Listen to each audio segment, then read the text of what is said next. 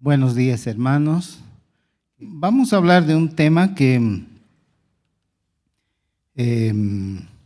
es básico, es muy conocido, sin embargo, eso no hace que sea menos importante. Por favor, ayúdenme en la lectura. Bueno, voy a leer, pero sigan la lectura. Aquel día salió Jesús de la casa y se sentó junto al mar. Y se le juntó mucha gente.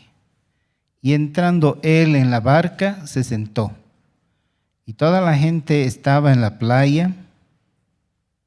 Y les habló muchas cosas por parábolas, diciendo: He aquí el sembrador salió a sembrar. Y mientras sembraba, parte de la semilla cayó junto al camino. Y vinieron las aves y la comieron. Parte cayó en pedregales, donde no había mucha tierra, y brotó pronto, porque no tenía profundidad de tierra. Pero salido el sol se quemó, y porque no tenía raíz se secó. Y parte cayó entre espinos, y los espinos crecieron y la ahogaron. Pero parte cayó en buena tierra, y dio fruto, cual a 100, cual a 60, y cual a 30 por uno. El que tiene oídos para oír, oiga. Entonces, acercándose los discípulos, le dijeron: ¿por qué les hablas por parábolas? Él respondiendo les dijo: porque a vosotros os es dado saber los misterios del reino de los cielos, mas a ellos no les es dado. Porque a cualquiera que tiene, se le dará, y tendrá más. Pero al que no tiene, aún lo que tiene le será quitado. Por eso les hablo por parábolas, porque viendo no ven, y oyendo no oyen, ni entienden. De manera que se cumple en ellos la profecía de Isaías, que dijo: de oído oiréis, y no entenderéis, y viendo veréis, y no percibiréis. Porque el corazón de este pueblo se ha engrosado, y con los oídos oyen pesadamente, y han cerrado sus ojos, para que no vean con los ojos, y oigan con los oídos, y con el corazón entiendan, y se conviertan, y yo los sane. Pero bienaventurados vuestros ojos porque ven, y vuestros oídos porque oyen. Porque de cierto os digo que muchos profetas y justos desearon ver lo que veis, y no lo vieron, y oír lo que oís, y no lo oyeron. Oíd pues vosotros la parábola del sembrador. Cuando alguno oye la palabra del reino y no la entiende, viene el malo y arrebata lo que fue sembrado en su corazón. Este es el que fue sembrado junto al camino. Y el que fue sembrado en pedregales, este es el que oye la palabra y al momento la recibe con gozo, pero no tiene raíz en sí, sino que es de corta duración. Pues al venir la aflicción o la persecución por causa de la palabra, luego tropieza. El que fue sembrado entre espinos, este es el que oye la palabra. Pero el afán de este siglo y el engaño de las riquezas ahogan la palabra y se hace infructuosa. Mas el que fue sembrado en buena tierra, este es el que oye y entiende la palabra, y da fruto y produce a 100, a 60 y a 30 por uno. Oremos. Nuestro Señor y Dios, te damos gracias por tu palabra, que es viva, que es eficaz, que es actual, que nos revela tu voluntad, Señor. Ayúdanos a cumplir tu voluntad, hacer aquello que es tu propósito luego de escuchar. No seamos con nuestros oídos engrosados, que no entendamos o que no percibamos lo que estamos viendo. Te lo rogamos en el nombre de Jesús. Amén. Voy a leer un pasaje más. Estoy ahora en Mateo también, pero en el capítulo 9, del 35 al 38. ¿Ya? Mateo 9, 35 al 38. Recorría Jesús todas las ciudades y aldeas, enseñando en las sinagogas de ellos y predicando el evangelio del reino, y sanando toda enfermedad y toda dolencia en el pueblo. Y al ver las multitudes, tuvo compasión de ellas, porque estaban desamparadas y dispersas como ovejas que no tienen pastor. Entonces dijo a sus discípulos: a la verdad la mies es mucha, mas los obreros pocos. Rogad pues al Señor de la mies que envíe obreros a su mies. Amén.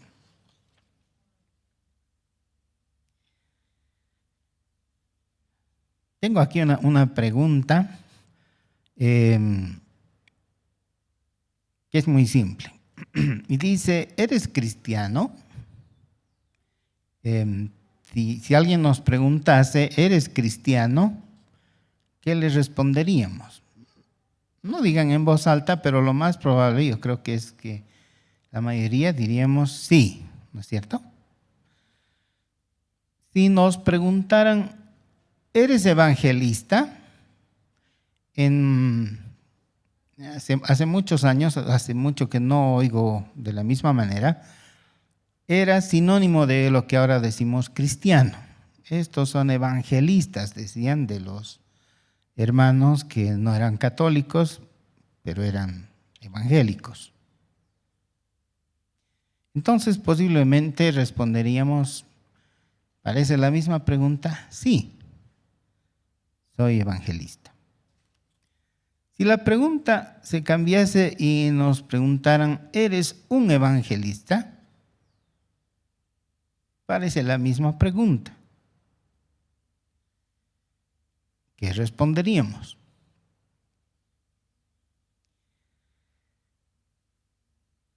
¿Qué es lo que hace un evangelista? Obviamente evangeliza, ¿no? El verbo lo dice. Pero ¿realmente lo hace? ¿Lo hago? ¿Lo hacemos? ¿Por qué evangeliza el evangelista? ¿Quiénes tienen bonitos pies? La palabra dice, ¿no?, que son hermosos los pies de los que llevan el evangelio. Entonces, si somos evangelistas, podríamos responder: ¿cuál es el evangelio? ¿O qué es el evangelio? De una manera muy, muy simple, muy accesible a cualquier persona con quien hablásemos. ¿O es algo como muchas veces he preguntado a hermanos y les he dicho: y hermano, ¿y cuál es el evangelio? Es la palabra de Dios, me han dicho, ¿no? ¿Es eso verdad? Claro, es la palabra de Dios, pero este libro es un poco pesado y gruesito, y si les digo, esta es la palabra de Dios, está escrita aquí, es la Biblia, ¿no? Reina Valera 60. Claro, es la palabra de Dios. Entonces, ¿cómo podemos evangelizar? Posiblemente se nos pasa eso por la mente. ¿Cómo podemos evangelizar? Tengo que dominar esto. Desde el Génesis hasta el Apocalipsis lo tengo que tener en la memoria y ser un doctor en teología. Entonces voy a ir a evangelizar. Pero ¿y entonces cómo te convertiste? La persona que te predicó era doctor en teología y todo eso.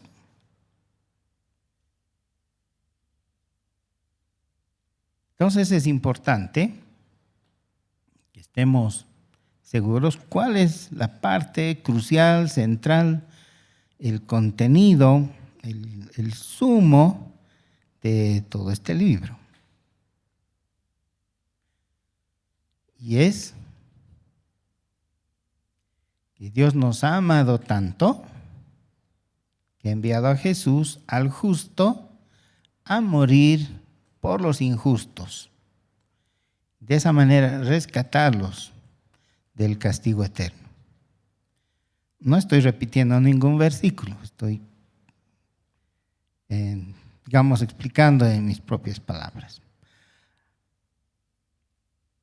Y eso está abierto, está accesible para los que creen. Entonces, esa condición hace que sea exclusivo, ¿no? Es decir, es para todos, pero tienen que creer. Quizás de esa manera uno podría entonces imprimir un folletito o se hace, ¿no? Imprimir Juan 3:16 u otros pasajes que hablan del Evangelio y entonces transmitirlo de manera física, ¿no? Por ejemplo, ¿qué tal si uno pinta el versículo en su polera, en su vehículo, en su puerta,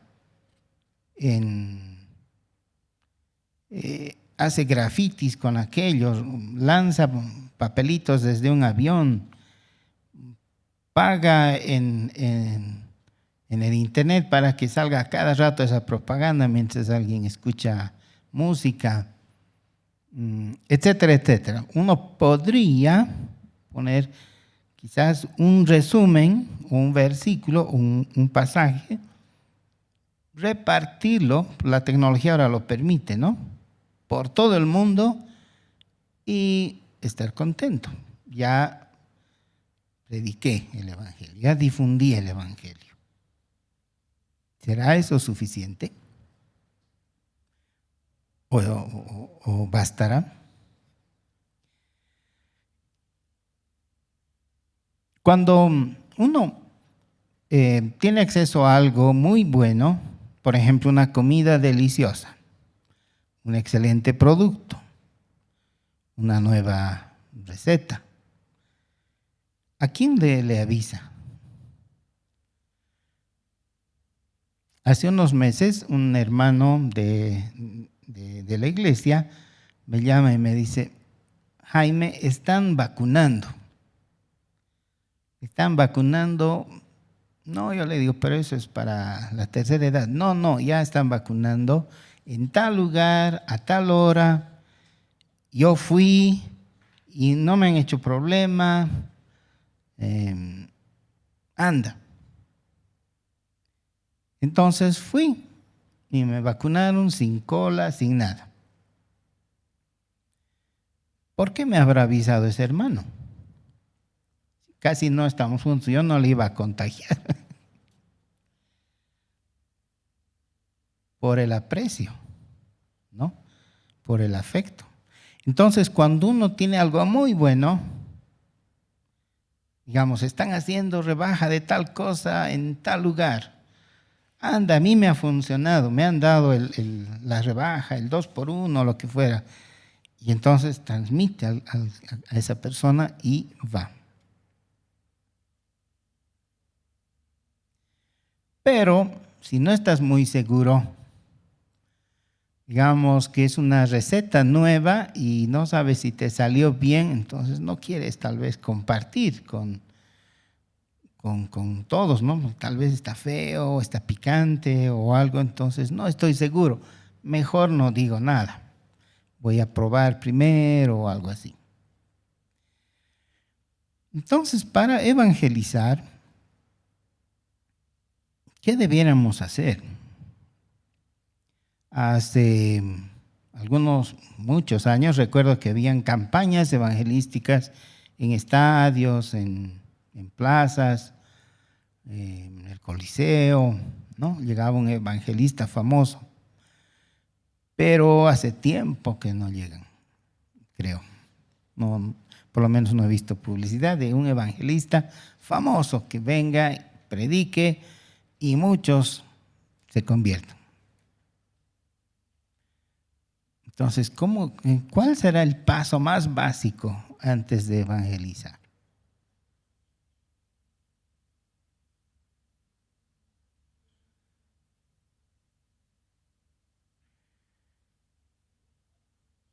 Bueno, uno de los pasos más básicos es la oración, ¿no? Si no oramos, entonces tal vez vamos a ir en nuestras fuerzas.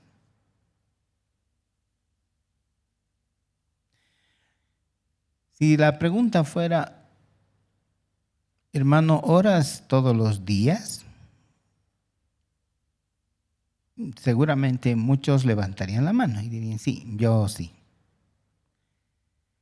Y cuando oras, ¿de qué se trata tu oración? Bueno, yo oro por los alimentos todos los días. Quizás eso sí sea muy común, orar por los alimentos. ¿Y qué dices en tu oración? Señor, gracias por estos alimentos, te ruego que los bendigas, amén. Así que oro todos los días.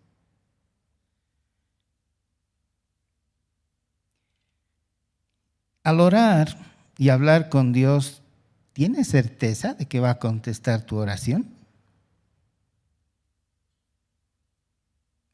¿Qué es lo que nos motiva a orar por sobre todas las cosas? Tal vez no sea algo bueno, ¿no? Puede ser el dolor, temor, angustia, necesidad, hambre.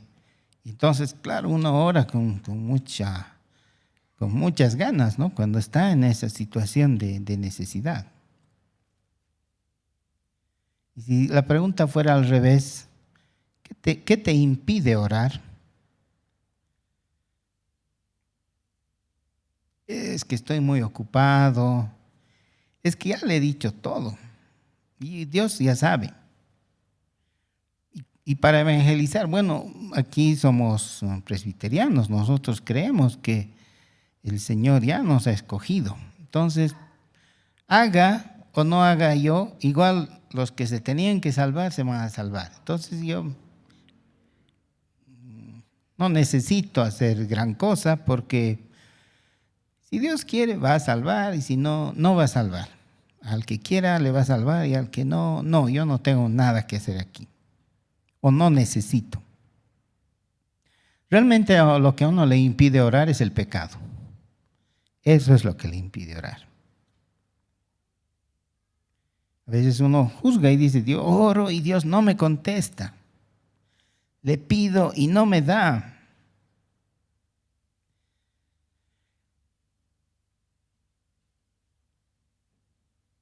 Recuerdo un hermano con el que hablábamos a veces y justo del tema de la oración a la hora de comer, ¿no? Y nos dice, ¿quiénes oran de aquí a la hora de comer?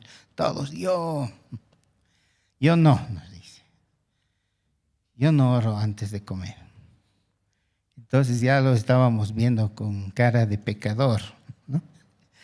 Y nos dice, no, yo oro durante la comida. Y nos da el ejemplo, ¿no? Ay, Señor, qué rica esta papita. Gracias, Señor, por esta ensalada. Gracias por darnos este pepino, no sé, ¿no? Disfrutando la comida y al mismo tiempo agradeciendo a Dios. Gracias por el cocinero, lo que fuera, ¿no? Quizás eso sea más válido que una oración de un rezo prácticamente, ¿no? Gracias por hablar, amén. Sin embargo, la palabra nos dice que debemos orar sin cesar. ¿Y cómo es orar sin cesar? ¿Cómo es sin cesar? Continuamente. Exacto. No, algunos dirían sin parar, sin detenernos. No, sino sin cesar, es decir, todo el tiempo. Hay algunas características, ¿no? Es importantísimo, perdón por la muletilla, ya me han dicho que digo importante muy seguido, pero es muy importante incluir honor, honra, reconocimiento, agradecimiento al Señor, porque no estamos hablando con cualquiera, estamos hablando con el dueño del universo. Y podría ser que, dado que el Señor nos ha salvado y vino en humildad, tengamos en nuestra mente ese Jesús humilde, ¿no? Al que podríamos hasta gritarle y exigirle: Señor, te pido tal cosa, te pido aquello, te pido lo otro, como si fuera el genio de la lámpara. ¿Se acuerdan que había un cuento, ¿no?, de la lámpara de Aladino? Uno frotaba y le concedía deseos, y entonces uno pedía lo que quería. No es Aladino, es el dueño de todo, de nosotros. La oración no es algo que uno debe agregar a su vida. Es más importante. Es lo más importante que debiéramos hacer. Al decir orar sin cesar, quiere decir continuamente, pero en una recurrencia continua. Porque claro, uno podría estar todo el día orando, y eso. ¿Y qué oras, hermano? Yo le digo, dame, y luego le digo, dame, y después dame, y después les digo, a mí, a nosotros, también a mí, y luego a mí, y luego le pido, etc. Y claro, sí, pues estaba orando, pero la oración es comparada con el incienso que se ponía antiguamente en el tabernáculo, en el templo. ¿Y para qué es el incienso? Para alabar a Dios, ¿no? Para agradarle, no era para que le desagrade, sino para agradarle. Entonces nuestra oración, no estoy diciendo que está mal pedir, ¿no?, sino cuál es nuestra actitud. Estamos hablando con un Dios santo, 3 veces santo. El pecado no compagina con él, ¿no? Y entonces, al hablar con ese Dios santo, debemos hacerlo con la actitud correcta, ¿no? Recuerdo hace muchos años, trabajaba en una institución gubernamental, tenía bastante responsabilidad y un par de veces fui convocado a la casa presidencial a una reunión de ministros, ¿no? La primera vez me puse muy nervioso porque tenía que rendir cuentas, para eso estaba yendo, para rendir cuentas de mi trabajo, de las personas que dirigía ante el presidente. Y no sé si Joaquín se acuerda, fui donde él nervioso y le digo, Joaquín, ¿qué hago? ¿No? Tengo que ir a rendir cuentas y ni siquiera sé con qué ropa voy a ir. Bueno, la parte técnica, todo eso, la puedo preparar porque al final es mi profesión y puedo responder de lo que hice, pero ¿cómo me he visto? ¿Qué me pongo? Joaquín me dijo, tengo esta chamarra bonita, te presto. Gracias. O sea, debo ir de terno, tengo que ir era sábado, debo ir con más sport. ¿Qué debo hacer? ¿Cómo debo presentarme ante el presidente? Y además vamos a almorzar, ¿no? Más sentarnos a la mesa.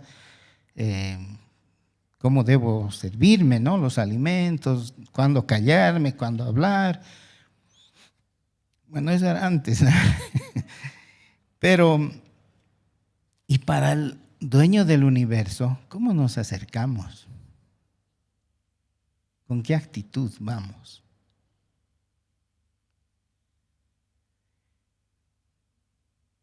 Así que es importante la actitud, la posición, la frecuencia. ¿Alguna vez han orado conduciendo? Manejando auto, al mismo tiempo escuchando rock y peleando, no sé, y riñendo al que se metió en el camino. No es tan fácil hacer eso, ¿no? Debe ser, bueno, es mejor que sea, porque hay oraciones que alguna vez les compartí, se llaman saeta, que ya uno no tiene tiempo, ¿no? Señor, que no me choque con este camión, pero eso no es todo el tiempo. Debemos tener un lugar favorito donde podamos encontrarnos con el Señor y pedirle y luego pedirle y más que pedirle, no solo pedirle, ¿no? Aquí tengo un resumen, estuve investigando cómo se cultiva la amistad entre las personas. Según estos expertos, dice que se debe ser amable con la otra persona, con el amigo o la amiga, ¿no? Se debe escuchar, porque a veces uno quiere tener amistades en las que uno nomás habla y el otro es oreja y nada más. Se debe compartir. Se debe demostrar que se le puede tener confianza. Uno debe estar disponible para esa persona. Evitar lastimar, controlar sus nervios. Eso es con un ser humano, compañero, colega, pariente, algo, ¿no? ¿Y cómo es con Dios? ¿Cómo es con Jesús? Le oramos a veces como un password. Ahora está de moda los passwords, ¿no? ¿Cómo es el password de tu Wi-Fi? Es XTAK-0943. ¿Sí? No sé, uno así largo. Victoria nomás sabe mi password. Y tal vez así es nuestra oración, como un rezo en el que decimos A, B, C, D, y ya. Pero Dios no es una computadora, no es una máquina, ¿no? Además, Él nos ha dicho que vamos a ser sus amigos. La verdadera oración entonces involucra la actitud que hay en nuestro corazón. Es un diálogo. El diálogo implica hablar y escuchar. ¿Cuántas veces uno ora, pero no escucha? ¿No? Le pide, le habla, le llora y todo, pero no escucha la respuesta. Tal vez porque no cree que hay respuesta, pero es la formalidad. O puede haber estática. Ahora, en el pasaje que hemos leído dice que se engrosan los oídos. En nuestros tiempos quizá diríamos hay estática. El canal, está el emisor, el receptor y en medio el canal y hay ruido. Entonces lo que él dijo aquí llegó distorsionado.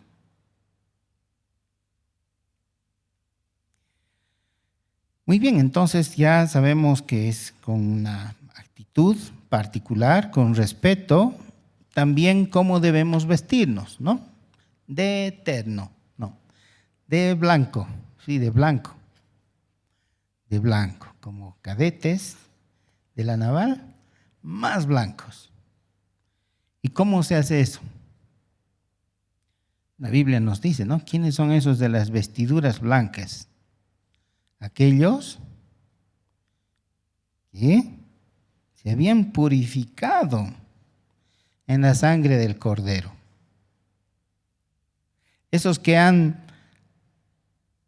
pedido perdón, que han lavado su ropa, pero que además tratan de no ensuciarla, ¿no? De no mancharla.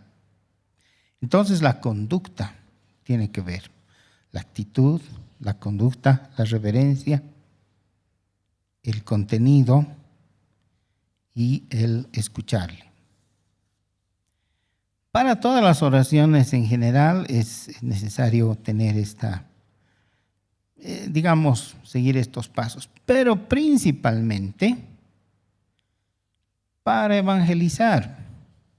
Podemos hacer campañas grandes y que nadie se convierta. ¿Cuál será la causa? Es que no hemos hablado muy fuerte o no hemos sido convincentes. Contrataremos a un publicista que nos explique cómo convencerles de este producto que queremos ofrecer. No. El Señor es el que va a tocar esos corazones.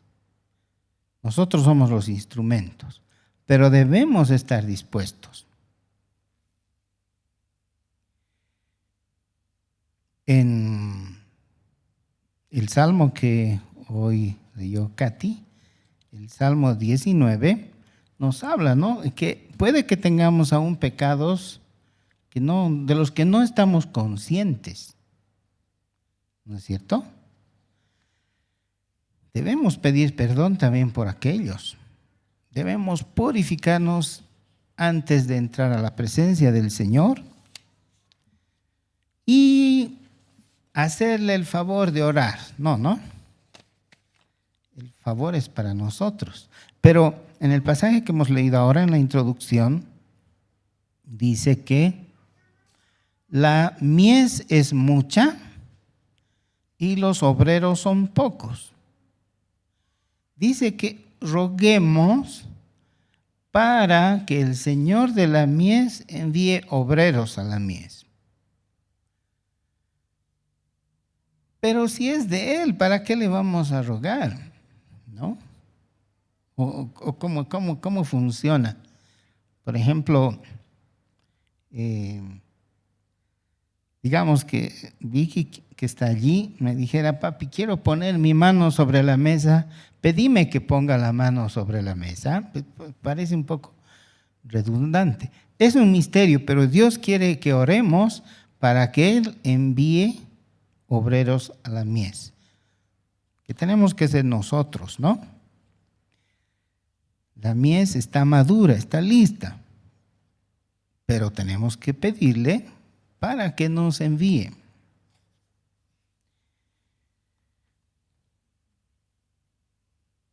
Cuando el sembrador fue a sembrar todas esas semillas de las que hemos hablado, ¿cuál ha sido la clave del éxito?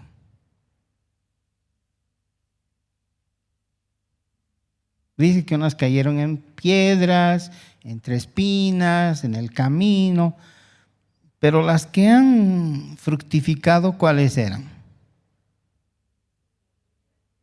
Las que han caído en la tierra fértil, ¿no? Y esas han dado a 30, 60, 100 por uno. ¿Y cuál es entonces la tierra fértil? Ese sembrador es un poco inexperto, ha lanzado a las espinas nomás todas las semillas. El otro, más inexperto, ha tirado al camino. ¿Cuál es la clave del éxito? La tierra, ¿no es cierto? Que eche a la tierra, pero que la tierra esté preparada, que no sea en forma de camino o que ya esté poblada de espinos. Es un trabajo preparar la tierra. Si han visto a los agricultores, es toda una ciencia. Tienen que saber de meteorología, de cómo hacer los surcos, etcétera. No es tan simple. Pero el resultado es que da mucho fruto.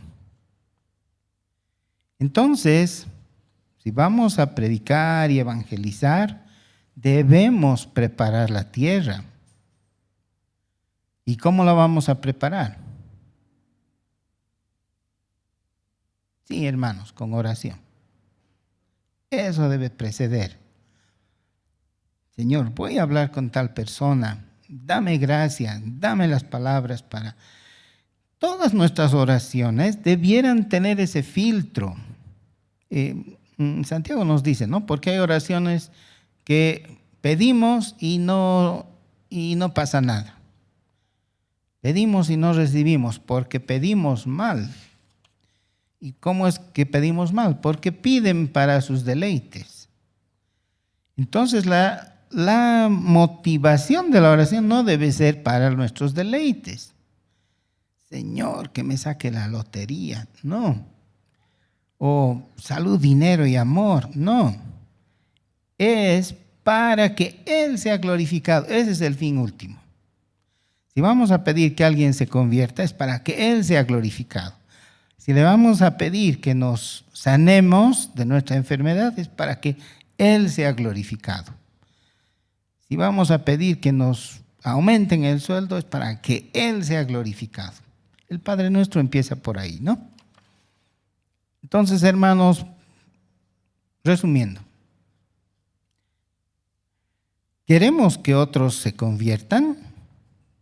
Yo creo que sí, seres amados, queridos, pero también personas que no conocemos. ¿Quiénes oran por los musulmanes? Recuerdo una vez que estaba por error me fui con una persona que dependía de mí, a pie, quería llegar a un edificio. En una ciudad que yo no conocía bien, pero es un edificio gigante que se lo veía cerca. Entonces le digo, vamos a pie. Llegando yendo rectito vamos a llegar al edificio. Y me cree, pues, y vamos. Y luego de caminar un buen trecho, llegamos a una pared, ¿no? Y era una pared, pues, como de unos 10 metros y no se veía el final ni allá ni se veía el final allá. Y digo, ay, me he equivocado. ¿Cómo voy a cruzar? El edificio está a una cuadra, pero hay una pared en medio. Y empezamos, es una ciudad de mayoría musulmana. Y le digo, ay, pero no puede ser que haya una pared. Tiene que haber pues una puerta, un túnel, algo, es el centro de la ciudad. A ver, iremos hacia allá. Caminamos y unos buenos samaritanos, unos buenos musulmanes, nos dicen, señores, ¿están perdidos? Sí, estamos perdidos. No, no estamos perdidos. Quiero ir a este edificio, pero aquí hay una pared gigante. Claro, me dices, es la autopista no sé cuántos, encima está el tren rápido no sé cuántos, y por debajo está el metro no sé cuántos, así que no van a poder cruzar. Tendrían que caminar unos 5 kilómetros más o menos. A no ser que tomen el metro. La estación del metro está a unas 3 cuadras. Bueno, fuimos, bajamos a la estación como unos 5 pisos abajo y nos dicen, bueno, el ticket, ¿no? No aceptamos tarjeta de crédito. Ah, bueno, dólar. No aceptamos dólar. Pero ahí está el metro que me hace cruzar, estoy cerquita y no puedo comprar el boleto. Ya era de noche, ¿no? Tarde. Y se acercan 2 buenos samaritanos, otros 2 buenos musulmanes, una pareja, y nos dicen, ¿están perdidos? No, quiero cruzar al frente, pero no me aceptan el dinero que tengo. No se preocupen, nosotros se lo pagamos. Sí, yo le voy a dar en dólares, le digo, más de lo que están pagando, porque habían como 50 líneas de metro que pasaban por ahí, algunos cada 40 minutos, y el que nos iba a llevar iba a pasar enseguida. No se preocupen, nos lo pagan y nos acompañan. Y yo digo, Señor, pensar que se van a ir al infierno, ¿o no? no creen en Jesús. Son musulmanes. Y así hay mucha otra gente de la que tal vez no estamos conscientes de la inmensa necesidad que tiene. No estamos conscientes de que quizá está en nuestras manos compartirles el Evangelio. Y no lo hacemos. Así que, hermanos, pongámonos las pilas. Yo les sugiero, bueno, hay muchos métodos. Uno que hace años nuestro pastor inició, se llamaba Mi Corona en Jesús, ¿no? Teníamos una lista de 10 nombrecitos en nuestra Biblia y teníamos que orar por ellos, por su conversión todos los días. De mi primera lista de 10 se convirtieron 8 o 9, me parece. De la segunda y así. Pero hace tiempo que no tengo una lista, así que esa es una tarea. Cada uno escriba en su lista y ponga en el lugar más visible cuando ore. Puede ser su Biblia, su escritorio. Y consejo, tenga un lugar para orar. Ya basta de esas oraciones. Bueno, no basta, nunca está de más orar. Pero no solo las oraciones saeta. Señor, que no me choque con este camión. Señor, que no me divorcie. Señor, que me aumenten el sueldo. No, sino que tengamos tiempos especiales de oración, de encuentro con el Señor, y que no todo sea dame, genio de la lámpara, sino también honrarle, escucharle. Como hemos visto, hasta los seres humanos necesitamos de esa interrelación de amistad. Desarrollemos la amistad con Jesús. Oremos. Señor, muchas gracias por tu palabra, una vez más. Señor, gracias porque tienes el deseo de que nosotros te pidamos, Señor. No entendemos exactamente cómo es que funciona, por qué tú quieres que te pidamos lo que tú quieres hacer. Pero queremos cumplir, Señor, y de corazón pedirte que a cada uno de nosotros nos transformes, que no seamos cristianos solamente, sino evangelistas, que sea un medio constante en nuestras vidas el transmitir tu palabra, con todos los medios a nuestro alcance. En el nombre de Jesús, amén.